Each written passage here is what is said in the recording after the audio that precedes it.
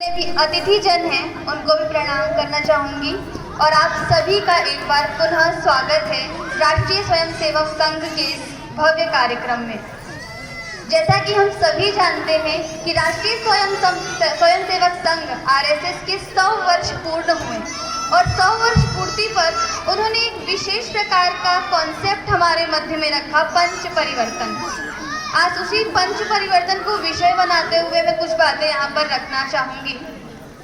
क्या है ये पंच परिवर्तन? आप सभी में से बहुत सारे लोगों को ये पत्रक मिला होगा। इस पत्रक में आप पीछे खोलेंगे तो आपको पंच परिवर्तन इस प्रकार से लिखा हुआ मिलेगा। इसमें आपको मुख्य जो प्रमुख विषय हैं वो कुछ इस प्रकार है: सामाजिक समरसता, पर्यावरण संतुलन, कुटुंब प्रबोधन, स्व आधारित जीवन, नागरिक कर्तव्य बोध। सर्वप्रथम हमारा सामाजिक समरसता।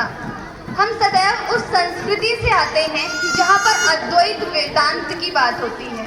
हमारे यहाँ संस्कृति में कहा गया है एको ब्रह्म, यानी ब्रह्म एक है, वही शक्ति सभी में व्याप्त है और हम सभी उसी का अंश हैं।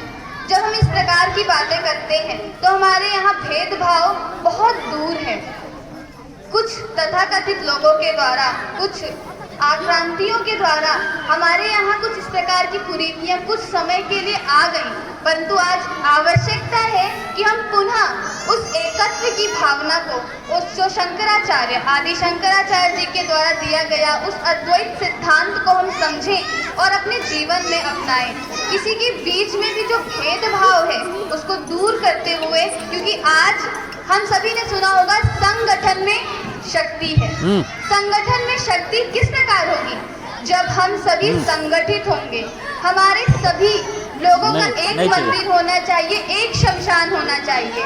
इस प्रकार की भावना से जब हम ओतप्रोत होंगे तो हम अपनी उस संस्कृति के जो मुख्य संदेश है उसको अपने जीवन में धारण कर पाएंगे। इसलिए सामाजिक समरसता अत्यंत आवश्यक है। इसके बाद पर्यावरण संरक्षण। हम सभी जल, प्लास्टिक का बहुत उपयोग करते हैं। हम सभी अपने घरों के बाहर जाते हैं, सामग्री लेते हैं, लेकिन बहुत कम लोग होते हैं जो जूट के बैग्स या पेपर बैग्स अपने साथ कैरी करते हैं। वरना हम सभी कोशिश यही करते हैं कि मार्केट में जाएंगे, सामग्री लेंगे और कुछ पॉलीथीन ले लेंगे प्लास्टिक की और हो जाएगा काम। परंतु हमें यह देखना है कि हम अपने परिवार तक सीमित ना रहें, क्योंकि हमारी संस्कृति ने कभी ये नहीं सिखाया कि केवल अपने परिवार, अपने मित्रों तक सीमित रहें। जैसा अभी भैया ने बार बार बोला, वसुधैव कुटुंबकम, संपूर्ण वसुधा हमारा परिवार है। इस प्रकार की भावना हमें सिखलाई गई है। तो उस हिसाब से हमें सोचना चाहिए कि यदि हम किसी चीज़ का उपयोग कर रहे हैं तो उसका हमारे परिवार पर क्या प्रभाव पड़ेगा, इतना ही सोच कर नहीं रहना है। उसका हमारे समाज पर क्या प्रभाव पड़ रहा है, हमारे पर्यावरण पर क्या प्रभाव पड़ रहा है। सर्वदा प्रकृति को हमारे यहाँ माता समझकर पूजा गया है। आप सभी ने देखा होगा वैदिक काल में भी सूर्य को देवता कहा गया है, जल को देवता कहा गया है, वरुण देवता। इस प्रकार से हमने देवताओं के नाम देखे। हमारे यहाँ कभी केवल एक शक्ति को देवता तो माना ही गया है, उसके साथ प्रकृति पूजा की परंपरा सर्वदा विद्यमान है। अर्थात प्रकृति की हम पूजा करने में विश्वास रखते हैं। तो उस प्रकृति की जिसकी हम पूजा कर रहे हैं उसका दोहन कैसे होने दे सकते हैं? हम सभी जब भी जाएं तो हम सेपरेट कार का उपयोग ना करें, सेपरेट वाहन का उपयोग ना करें। हमको ध्यान रखना चाहिए कि उसमें पेट्रोल का उपयोग होता है। शायद उस पेट्रोल खरीदने के पैसे हमारे पास जरूर हैं, लेकिन उसका प्रभाव पर्यावरण पर कैसा पड़ रहा है ये सोचकर हमें उसका उपयोग करना चाहिए। स्व की भावना से ऊपर उठना है। इसी क्रम में कुटुंब प्रबोधन, जो अत्यंत आवश्यक है आज के समय में, क्योंकि आज के समय में हम सभी जब एक पेड़ लगाते हैं, एक पौधा लगाते हैं, तो हम जब उसकी सिंचाई करते हैं तो हमें पत्तियों की सिंचाई करनी होती है, जड़ की सिंचाई करनी होती है। लेकिन आज हम पत्तियों की सिंचाई करने में लगे हैं। हम सभी बाह्य आडंबरों में लगे हुए हैं। जड़ हमारी परंपराएं हैं, जड़ हमारी जो सनातन संस्कृति है, जड़ हमारी भाषा है। आप में से बहुत सारे यहाँ पर माता पिता बैठे हैं, बहुत सारे बालक बैठे हैं। हम सभी चाहते हैं कि हमारा देश उन्नति करे, हमारे देश की संस्कृति ऊपर उठे, और उस संस्कृति को ऊपर उठाने के लिए हमारी भाषा ऊपर होनी चाहिए, हम सभी कितने पेरेंट्स हैं जो अपने बालकों को संस्कृत पढ़ने भेजते हैं। हम सभी अपने बालकों को कॉन्वेंट स्कूल में भेजते हैं, उनको अंग्रेजी पढ़ना सिखलाते हैं। हमारे बालक आकर कहते हैं, अरे मुझे हिंदी नहीं आती, मुझे संस्कृत आती है, इंग्लिश आती है, और इंग्लिश बोलने में हम प्राउड फील करते हैं।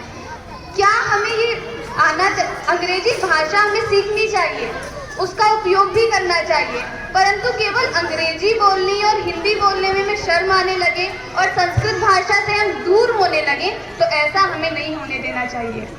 मराठी में एक कहावत है, वहाँ पर कहते हैं कि हम सभी शिवाजी महाराज चाहते हैं, हम सभी सैनिक चाहते हैं, लेकिन वो सैनिक दूसरे के घर में पैदा होना चाहिए। अपने घर में वो सैनिक कोई नहीं चाहता, अपने घर में अपने बालकों को शिवाजी बनाना नहीं चाहता।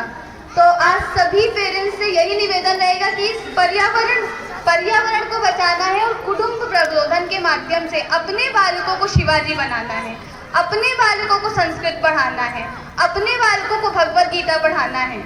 हमारी कक्षाएं चलती हैं गीता परिवार की, 180 देशों से आज गीता परिवार में 13 भाषाओं में, अभी 14वीं मणिपुरी भाषा भी जुड़ गई है, 14 भाषाओं में लोग सुबह 4 बजे से रात्रि 2 बजे तक लगातार भगवत गीता सीख रहे हैं। उसमें कई सारे बच्चों के भी किड्स स्पेशल बैच बनाए गए हैं, joinggeeta.com, इस पर आप देखेंगे तो आपको मिलेगा। हम जब पेरेंट्स को बोलते हैं कि बालकों को गीता क्लास में रजिस्टर करवाइए, तो बहुत सारे पेरेंट्स बोलते हैं, अरे इतना सारा सिलेबस है स्कूल का, वही नहीं पूरा होता तो हम ये गीता कैसे पढ़ाएं। लेकिन हम आपसे यही प्रश्न करना चाहेंगे कि हमारे बालक गिटार सीखते हैं, अन्य भाषाएं सीखते हैं, रील्स स्क्रॉल करते हैं, फेसबुक इंस्टाग्राम चलाते हैं, क्या उनको 40 मिनट की हम एक भगवत गीता कक्षा नहीं ज्वाइन करा सकते? दूसरी बात, पेरेंट्स क्योंकि स्वयं अभी उसी मोड में हैं, उसी फेसबुक और इंस्टाग्राम और व्हाट्सएप के जीवन में हैं, तो अपने बालकों को भी इस प्रकार की संस्कृति से जुड़ी बातों को जबरदस्ती फोर्स करके करवा नहीं सकते। तो पहले आवश्यकता है कि हम स्वयं भी संस्कृति से जुड़ें और फिर अपने बालकों को भी संस्कृति से जोड़ें, क्योंकि ये अत्यंत आवश्यक बात हमारे बीच में है, तो उसका हमें पूरा ध्यान रखना चाहिए। कुटुंब प्रबोधन इसीलिए बहुत आवश्यक है। दिन में नहीं, रोज यदि नहीं बातचीत कर सकते तो कम से कम सप्ताह में 1 बार, 2 बार, 3 बार, जितनी बार संभव है हमें अपने बालकों के साथ बैठकर भोजन करना चाहिए, उनको कुछ बातें बतलानी चाहिए, जैसे विवेकानंद जी की माता ने उनको बतलाया। एक छोटी सी घटना है, विवेकानंद जी छोटे बालक थे, जैसे इन बालकों ने इतनी सुंदर सुंदर नृत्य की प्रस्तुतियाँ भी दी, उसी उम्र में वे थे, और एक बार उनके घर में कोई मेहमान आए तो उन्होंने पूछा कि बालक तुम बड़े होकर क्या बनना चाहते हो? तो उन्होंने एक कोचवान को देखा था जो रथ चलाते थे, तो उनके पिताजी रोज जाते थे तो कोचवान को देखा था कि गाड़ी चलाता है, इतनी सुंदर ड्रेस पहनता है, क्योंकि उस समय ब्रिटिश का शासन था तो वैसी ही ड्रेस चलती थी। तो उन्होंने कहा मुझे कोचवान बनना है। तो उनके पिता जो थे वो बड़ा शर्म से भर गए कि मेरा बेटा कोचवान बनना चाहता है, ऐसा सबके सामने बोल रहा है। वो विवेकानंद जी को उनकी माँ के पास ले गए और बोले ये कैसी शिक्षा दी है? वो बोलता है कि मुझे कोचवान बनना है। उनकी माँ भुवनेश्वरी देवी अत्यंत सहृदय, अत्यंत सौम्य, उनको ले गई अंदर कमरे में और उनको चित्र दिखाती है। यहाँ आधा चित्र उधर लगा हुआ है श्री कृष्ण जी का शंख बजाते हुए, तो वहां पर उन्होंने श्री कृष्ण और अर्जुन का चित्र दिखाया। भगवत गीता सुनाते हुए श्री कृष्ण अर्जुन को महाभारत के मैदान में, और उन्होंने बताया कि बेटा तुम्हें कोचवान बनना है, बिल्कुल बनो, पर तुम्हें कोचवान ऐसा बनना है, भगवान श्री कृष्ण की तरह का कोचवान बनना है कि जब लोग अपना रास्ता भूल जाएं, देश को आगे बढ़ाना है, राष्ट्र को आगे बढ़ाना है, जब वहां पर आपकी आवश्यकता हो तो आप ढाल बन के खड़े होना। इस प्रकार उनकी माता ने उनको शिक्षा दी बालकपन से ही, और इसीलिए नरेंद्र नाथ दत्त एक दिन स्वामी विवेकानंद बने। तो यदि हमें भी अपने बालकों को इस प्रकार के संस्कार, इस प्रकार की शिक्षाएं देनी है, यदि हम भी उनसे ये अपेक्षा करते हैं कि वे विवेकानंद जी बने या उनके मार्ग पर अग्रसर हों, तो ये